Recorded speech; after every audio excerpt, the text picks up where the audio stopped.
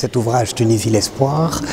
est un livre collectif d'abord. C'est le résultat des travaux d'une association qui s'appelle IDE, Initiative pour le développement économique et social, qui a réuni plus d'une douzaine d'experts, d'économistes et de non-économistes, et dont l'objectif était de proposer un modèle alternatif de développement, un modèle qui soit plus inclusif, un modèle qui mette plus le citoyen au centre de la réflexion et qui prenne en compte à la fois les problèmes économiques, les problématiques économiques et les problématiques sociales. Parce que nous avons la conviction qu'on ne peut pas traiter les problèmes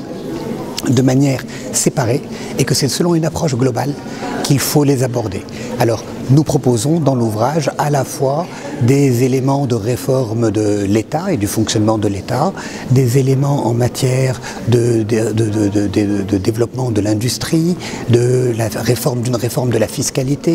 une réforme de la compensation. Donc nous abordons l'ensemble des sujets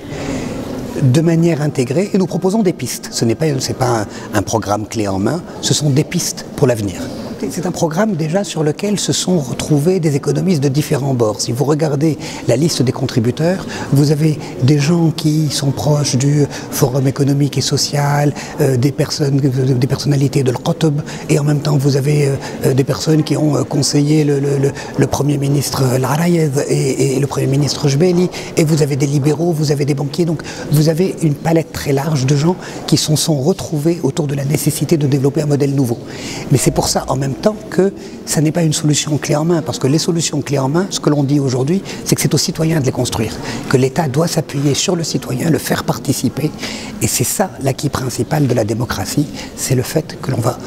l'on doit aujourd'hui revenir vers le citoyen et construire ensemble,